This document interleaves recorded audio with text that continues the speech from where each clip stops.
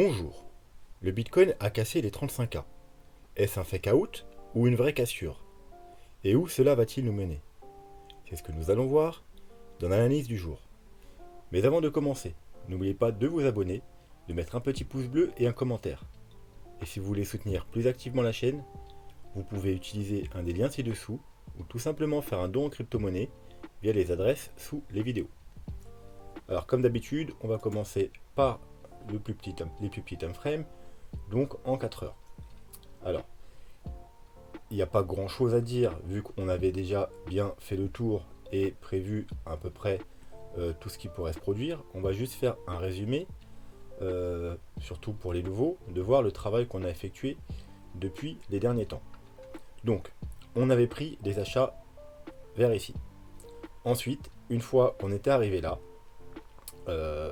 quand on a dépassé les 40 000, il y avait tout le monde qui était extrêmement bullish, tout le monde qui parlait déjà d'un retournement et d'une montée.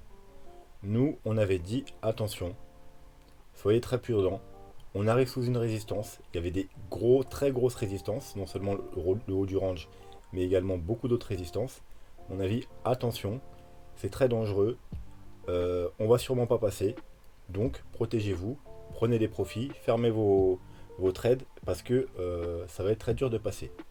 J'avais déjà d'ailleurs fait une vidéo très explicite. Bitcoin 42K, vous ne passerez pas. Voilà.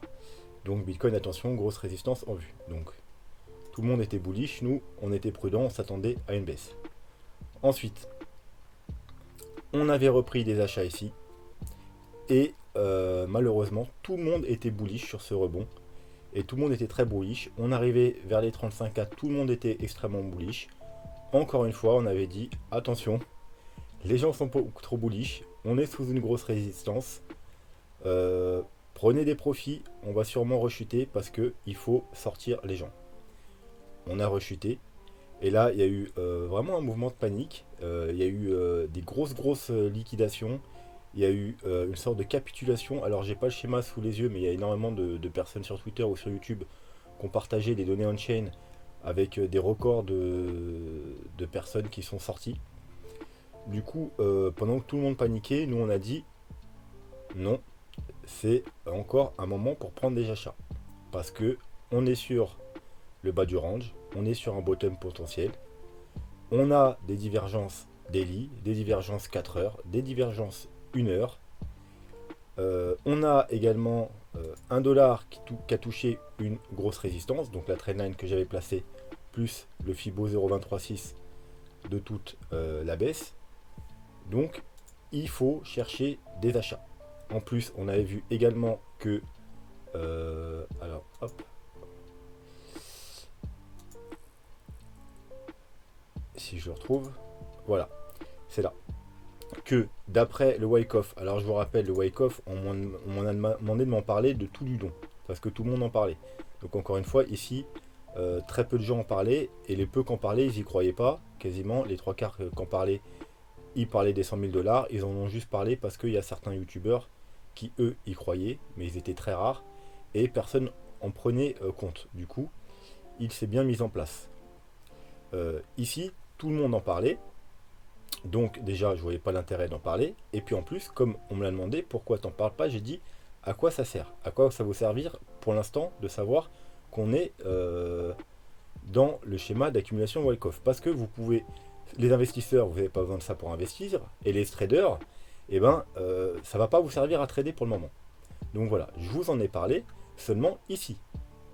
Pourquoi? Parce que si on était bien dans ce schéma-là, donc je vous le remonte, et bien ici, où justement là où on était au 35K, on devait avoir une rechute pour aller retester au niveau du point B. Et là, effectivement, on peut le trader parce que c'est le meilleur moment pour acheter. Parce que c'est le dernier, vous voyez, c'est le retest après le point bas et c'est là qu'on monte. Donc là, effectivement, c'était le moment d'en parler. Et c'est le moment où les gens en parlaient plus parce qu'ils étaient tous en panique, ils pensaient tous qu'on allait cracher. Et donc, moi, je vous en ai parlé, je vous ai dit, normalement, on va aller retester aux alentours du point B. Donc, c'est une raison de plus, si vraiment ce schéma est bon, de faire des achats. Donc, c'est ce qu'on a fait. On a tenté des achats ici. Bien sûr, on ne s'est pas contenté d'acheter stupidement les 31 000 $, parce qu'on aurait très bien pu tout casser à la baisse. On est passé dans le petit time frame. Pendant 24 heures, j'ai fait des updates non-stop sur Twitter pour chercher un point d'entrée, des points d'entrée adéquats, avec des structures, des confirmations indicateurs, etc. C'est ce qu'on a fait sur Twitter. Donc du coup, moi je suis rentré au 31 200 et au 31 900. J'ai partagé des trades. Depuis, j'avais dit qu'à la cassure des 35 000 sur un des trades, j'augmenterais ma position. Donc c'est ce que j'ai fait. Voilà, donc, comme prévu, j'ai augmenté ma position sur mes trades à la cassure des 35K. Du coup, nouveau prix d'entrée à 34K. Vu que j'ai beaucoup augmenté ma position, de 31 900, je suis passé à prix d'entrée 34K, mais du coup, je suis bien en dessous des 35 000, donc je suis quand même protégé. Et l'autre, il est inchangé, hein, le trade sur KuCoin, toujours prix d'entrée 31 200. Donc vous voyez, fort bénéfice. Donc, tout du long, on a bien réussi à surfer quand les gens étaient très bullish et qu'on était sur des résistances, on s'est protégé, on a pris des profits et on a pris les trades au bon moment quand les gens paniquaient. Maintenant, qu'est-ce qui va se passer? Bon bah maintenant, on avait également beau WH4, une belle bougie H4, on avait tout ce qu'il fallait, des divergences, une grosse divergence daily, donc on s'attendait à un rebond. En plus, on s'attendait à un rebond également, parce qu'on avait la Descross. Et comme je l'ai expliqué, donc déjà, ceux qui n'ont pas vu les vidéos, vous pouvez aller voir Bitcoin, tout ce qu'on ne vous dit pas sur les Descross, il y a la vérité sur les Descross et le Bitcoin. Et ensuite, j'avais fait une autre vidéo, Bitcoin bullish, Descross. Donc en gros, parce que en général, quand on a une Descross, 80% du temps, on est très proche d'un bottom, provisoire au moins. C'est-à-dire que soit le jour même, soit 2-3 jours plus tard, comme je l'avais expliqué, on a un rebond. Donc encore une fois, pour ça qu'on cherchait des achats. Et en général, le rebond, il va chercher quoi? Il va chercher au moins une des deux moyennes mobiles. Donc là, ce serait les 38 000 et là, les 48 000. Le plus souvent, les rebonds, ils vont chercher au moins. Le rebond peut être beaucoup plus conséquent. Mais en général, par la suite, faut s'attendre à une rechute. Mais ça, on verra ça plus tard. Donc, ensuite, donc la dernière vidéo, on avait vu que pour valider, on était très bullish dans les petits time frames du coup. Pour valider tout ça, il faudrait également être bullish en daily et casser les 35K. Donc, bien entendu, on a cassé les 35K aujourd'hui. En même temps, on a cassé la trendline rouge. Vous voyez, c'est vraiment, c'était sur le même niveau. Hein. Donc, il y avait vraiment un niveau d'achat à tenter pour ceux qui n'étaient pas rentrés plus bas. Moi, vu que j'avais déjà deux trades, j'ai juste augmenté la position d'un de mes trades. Mais qu'ensuite, il fallait quand même être prudent. Parce qu'il fallait attendre des confirmations. Alors, les confirmations, ce sont lesquelles? Alors, tout simplement, déjà, alors, rappelez-vous également, on avait le petit W en H4, en H1, etc. Et je vous avais dit, il nous faudrait un W daily, c'est ce qu'on attend et c'est ce qu'on va sûrement faire si les choses se mettent en place. Donc maintenant, on a un petit W daily et qui serait validé à la cassure. Donc là, la journée n'est pas finie, mais théoriquement, d'ici 2 heures, elle va être clôturée. On aura clôturé au-dessus et validé en quelque sorte le W. Alors le mieux pour le valider, ce serait de faire un pullback et de repartir à la hausse. Hein. En général, c'est comme ça qu'on valide un support. Donc là, pour l'instant, c'est pas fait. Et alors après, des fois, il n'y a pas de pullback. Hein. On peut aussi partir et tout casser à la hausse. Donc là, ça valide aussi le W, mais un pullback serait très pertinent. Comme ça, on regarde si le support tient. Si le support tient et on repasse à la hausse et on casse le dernier plus haut, eh bien, le tout est validé. Ensuite, on avait dit qu'on ferait attention. Alors, on va s'enlever du coup les choses qui servent à rien. Hop. Eh bien, à cette zone-là, la zone où on est actuellement, on est au début de la zone. Vous voyez, un carré rouge. Il y a une trendline un peu différente tracée avec vraiment le sommet. Et également la trendline long terme. Alors, ça, vous voyez la trendline bleue là, c'est la trendline très long terme. Alors, je vais enlever les moyennes mobiles parce qu'elles alourdissent le graphique. Voilà. La trendline qu'on a depuis plus d'1 an, du mois de mars l'année dernière. Donc, qu'on avait cassé à la baisse. Bien entendu, le but du jeu, c'est de la recasser à la hausse. Donc, vous voyez, là, on est bloqué pile. Vous voyez, on est venu taper pile sur ma trendline. Donc trendline très bien faite en daily.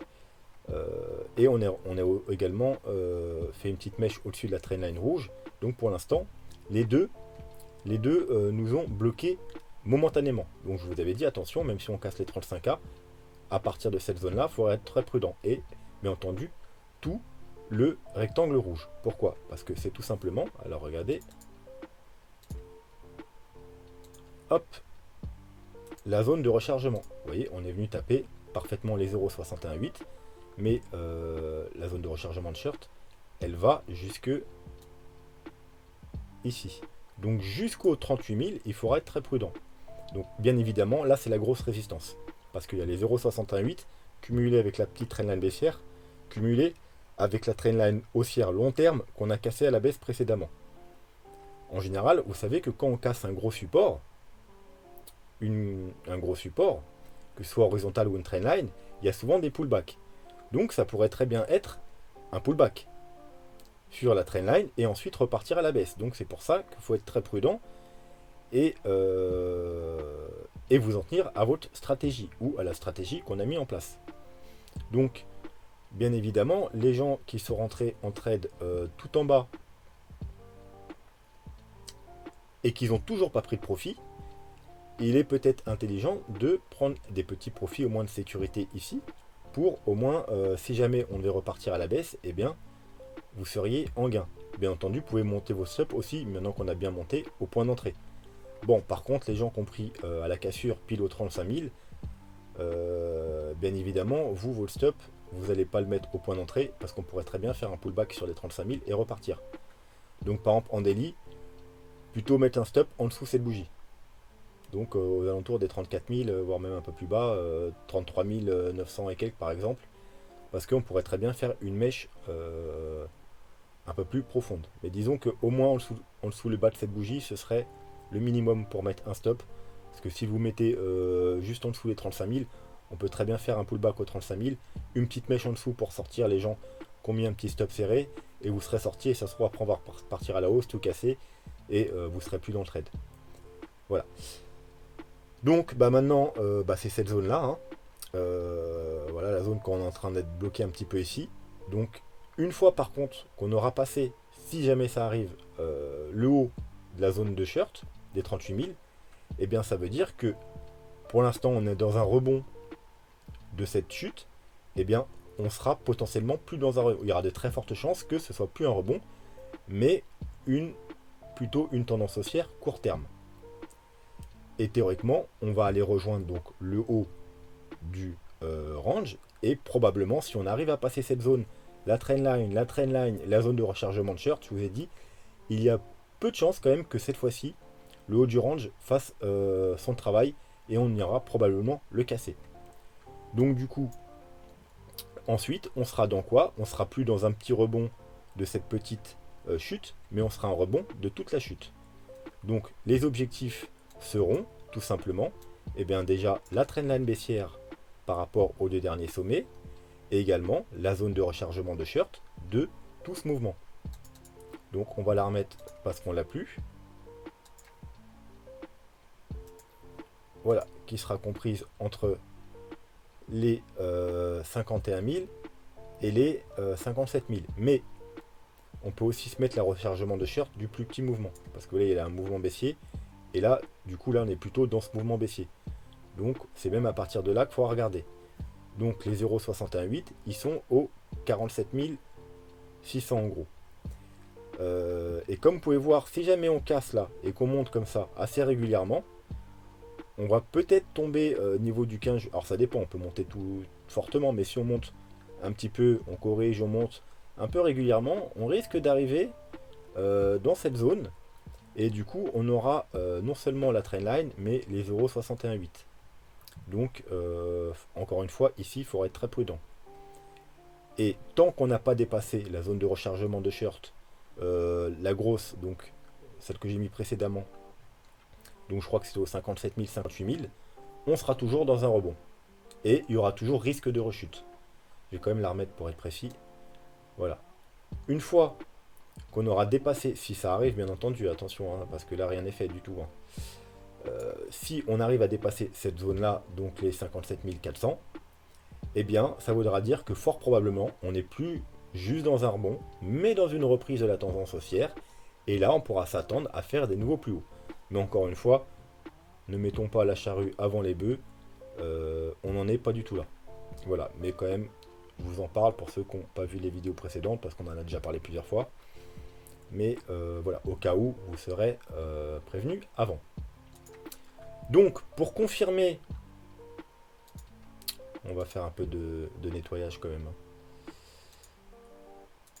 Voilà, pour confirmer la petite cassure qu'on a eue aujourd'hui, on attendait également plusieurs choses. Donc déjà, le MACD au moins en daily. Voilà, c'est fait. Alors hier, j'ai pas fait de vidéo. Depuis hier, il est passé bullish. Vous voyez, là, on était déjà bullish sur le stock RSI. Et on attendait les confirmations du MACD. Donc un croisement, voilà, on l'a eu. Et du coup, des bougies vertes qui suivent. Donc c'est fait. Le MACD et le stock RSI sont bullish en daily. C'est une bonne chose. Bien entendu, vous savez que pour un plus gros mouvement, un mouvement un peu plus long terme, nous, ce qu'on attend vraiment, c'est en 3 jours. Mais pour l'instant, c'est pas encore fait, mais si ça continue à monter, eh bien, ça ne saurait tarder. Et là, ce sera vraiment très bon signe. Mais n'oubliez pas, ce qu'on attend également, alors, c'est le RSI, et rappelez-vous, et ça, on l'attend depuis 3-4 mois, c'est de casser cette trendline baissière. Voilà. Donc, qui est en place depuis le 5 janvier, environ, début janvier. Et à chaque fois, elle a repoussé le cours. C'est pour ça que ici, ça nous a créé des divergences et qu'on n'a pas réussi à continuer la tendance haussière, et au contraire, et on est parti à la baisse. Donc là, on avait des divergences baissières. Là, c'est l'inverse, comme on a vu depuis 2 semaines, on a des divergences haussières. Vous voyez, on a fait des plus bas, là des plus hauts. Maintenant, pour confirmer la cassure, donc déjà, il faut casser ce gros niveau de résistance. Et pour confirmer, il faut casser également la trendline baissière sur le RSI. Ça, c'est la grosse confirmation qu'on attend, parce que vraiment, cette trendline, elle dure depuis janvier, février, mars, avril, mai, juin, juillet. Donc du coup, c'est même 6 mois, bientôt 6 mois, qu'elle nous bloque. Donc bien entendu, ce sera une grosse confirmation. Ici, on repasserait au-dessus de la trendline long terme, donc ce sera également extrêmement bullish, plus la petite trendline baissière et la zone de rechargement de short. Donc vraiment, ce niveau-là, pour moi, il est même maintenant plus important que le haut du range. Parce que vraiment, il y a des grosses résistances. Donc, comme je vous ai dit dans les vidéos précédentes, si on arrive à casser tout ça à la hausse, je pense que très fortement, le haut du range, il fera pas le poids et il cassera dans la foulée. Surtout si on a confirmation du RSI, puis du MACD en 3 jours. Alors, hop, on va s'effacer un peu ça au niveau des moyennes mobiles. On a donc, bon, on a vu celle-là au 38 000, donc voilà, donc qui nous rajoute, vous voyez, hein, elle est en plus dans cette zone-là. Donc ici, celle d'après, elle est ici, donc je pense vraiment que le range cassera et au pire qu'on ira au moins toucher ici, mais voir un peu plus haut, c'est fort probable dans la lancée. On peut aussi se remettre en weekly. Donc en général, vous voyez, quand on casse, et ça on l'a vu très souvent, une moyenne mobile, on va rechercher celle d'en dessous. Donc déjà là, on savait qu'il y a de fortes chances qu'on aille rejoindre cette moyenne mobile. On l'avait vu dans les analyses il y a plus d'un mois. Et donc du coup, en général, quand on a un rebond, eh bien, on vient retester la moyenne mobile. Bon, malheureusement, bah là, c'est le haut du range. Donc, il faut s'attendre déjà qu'on ait retesté le haut du range. Mais comme je vous ai dit, il y a de fortes chances qu'on casse. Donc, on peut aller voir également Ishimoku. Voir où sont les grosses résistances. Elles sont aux 43 000 et 46 000. Donc 46 000, c'est la Kijun, c'est la plus importante. Et c'est également la zone où on a dit qu'il faudrait commencer à être prudent si on casse le range. Entre les 46 48 000 jusqu'aux 52 000, ça va être la grosse zone où il faudra être prudent. Si on casse le range, bien entendu. En daily, on avait vu dans les vidéos précédentes qu'on avait la Kijun aux 35 000, donc ce serait d'autant plus bullish si on arrivait à casser, à clôturer au-dessus des 35 000, et qu'on aurait sûrement recherché au moins le haut du nuage, donc le haut du range. Et si on rentrait dans le nuage, on irait fort probablement rechercher le haut du nuage, parce que en général c'est ce qui se passe quand on rentre d'un nuage d'un côté, on est attiré comme un aimant vers l'autre côté. Et soit on est rejeté après, donc là ce sera au niveau des 44 000, ou soit on cassera à la hausse. Et là du coup ce serait très bullish en daily, parce que niveau Ishimoku, on serait en même temps au-dessus des Kijun et Tenkan et au-dessus du nuage. Donc en gros il n'y a plus de résistance Ishimoku, c'est très bullish. Donc là on est effectivement passé au-dessus de la Kijun, mais on n'a pas encore eu confirmation de la lagging span. Alors comme vous le savez, au niveau d'Ishimoku, il y a la lagging span, elle a du retard par rapport, je crois que c'est 20 périodes ou quelque chose comme ça, par rapport au cours, et en général c'est elle qui valide. Donc quand on casse la Kijun, pour valider, il faut que la lagging span casse le cours du prix. Donc pour l'instant on n'a pas eu de validation. Donc il faut être encore une fois prudent. Comme pour le RSI, pas eu de validation. Donc il ne faut pas non plus encore s'enflammer. C'est pour ça qu'au début de vidéo, je dis on pourrait potentiellement être encore dans un fake out, malgré qu'on avait vu les jours précédents qu'on était bullish dans les time frame, qu'on commençait à devenir bullish en daily, qu'on a eu le W qu'on attendait, que bon là maintenant le MACD il est passé bullish. On n'a pas les dernières confirmations, donc Ishimoku et RSI. Mais si on reprend la hausse, bien entendu, on les aura dans sûrement les jours qui viennent, peut-être même demain, voire après-demain. Donc je pense qu'on a fait à peu près le tour. Hein. Déjà, on avait un peu tout vu déjà dans les vidéos précédentes. Hein. On savait déjà à quoi nous attendre, que ce soit à la hausse ou à la baisse. Ethereum, ça sert à rien de faire des analyses. Hein. Il ne suit pas Bitcoin. J'avais juste fait des partages sur Twitter avec les trendlines à surveiller, les cassures à surveiller pour prendre des trades. Hein. Donc je vous avais donné cette trendline que vous pourrez bien entendu prendre un trade à la cassure, donc au 1854, et cette résistance également au 1900. Donc c'était 2 points d'entrée que vous pouviez sur l'Ethereum. Comme vous voyez ici, c'était en plus très facile, on a cassé, on est revenu 1 fois, 2 fois, 3 fois. Hein. Donc il n'y avait pas d'excuse, il y avait de quoi faire des achats. Ensuite, j'avais partagé ce niveau de résistance. Hop, vous voyez, ça c'était un partage sur Twitter, avant même que ça commence à faire résistance. Et bien pour l'instant, voilà, c'est sous ce niveau qu'on est bloqué. Donc, pareil, il correspond également à peu près comme sur le Bitcoin aux environs de la zone, le début de la zone de rechargement de short. Donc vous voyez les 0,618, on ne les a même pas touchés parce que on s'est arrêté sur la grosse résistance que je vous avais mis, qui est tout simplement une grosse résistance horizontale. Hein. Vous voyez, ça a bloqué là, ça a bloqué là, là ça a fait support, là ça a fait support, ça a fait support, ici, voilà. Donc c'était ici, donc c'était une zone importante. Hein. Donc j'avais mis cette zone là, je pensais que c'était sûrement là qu'on allait s'arrêter. Et vous voyez, on n'a même pas réussi à les dépasser pour aller chercher les 0,618 qui sont un peu au-dessus. Donc voilà, donc bien entendu, ce sera aussi très bullish pour l'Ethereum si on arrive à passer au-dessus de cette grosse zone de résistance et bien entendu même légèrement au-dessus parce qu'il y a les 0,618. Bien entendu, il y aura le haut de la zone de rechargement de short vers les 2425, mais idem que sur le Bitcoin, si on arrive à casser cette zone,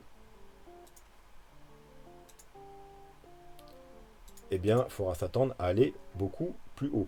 Et pourquoi pas, eh bien, retester la trendline ici. Vous voyez, c'était cette trendline là, une sorte de pullback. Voir, alors là, il faudrait se poser un Fibo aussi également. La zone de rechargement de short de toute la baisse. Bah, ça tombe bien, regardez ce qu'on a ici. La zone de rechargement de short, elle est à peu près au niveau de la trendline. Donc, si vraiment on cassait la petite zone de rechargement de short ici, et bien on irait potentiellement retourner ici, donc entre les 3000. Alors il faudra quand même surveiller bien entendu le 0,382, Fibo important au 2700, le Fibo 0,5 au 3000, en plus chiffre psychologique, 3000 $, Mais ensuite, la grosse résistance, vraiment, ce sera ici, entre les 3340 et les 3700, la zone de rechargement de shirt et la trainline. Voilà, je pense que on a fait le tour pour aujourd'hui. On va s'arrêter là. Comme ça fera une vidéo pas trop longue. Alors, autre chose. Je pars en vacances. Donc, je vous avais prévenu il y a longtemps, mais ceux qui ne me suivent pas régulièrement, vous n'êtes pas au courant. Donc, je prends 2 mois de vacances, comme tous les ans. Et du coup, eh bien, le débit des vidéos va fortement diminuer. Il y aura une vidéo par semaine. Sauf, exceptionnellement, s'il se passe vraiment quelque chose et je dois vous faire un update important, eh bien, je vous ferai, bien entendu, une vidéo en plus. Mais de base, il y aura une vidéo par semaine. Bien entendu, je reprendrai... Donc, je disais, désolé, quelqu'un est venu frapper chez moi, que voilà, il y aurait une vidéo par semaine, voire 2 si il y a besoin. Et bien entendu, par contre, je continuerai à vous faire des updates, peut-être même un peu plus complets sur Twitter régulièrement, pour quand même vous tenir au courant. Et voilà, donc ceux qui ne me suivent pas encore sur Twitter, allez sur Twitter, c'est là-bas qu'il y aura au moins un petit update journalier. Sinon, il faudra vous contenter d'une vidéo par semaine.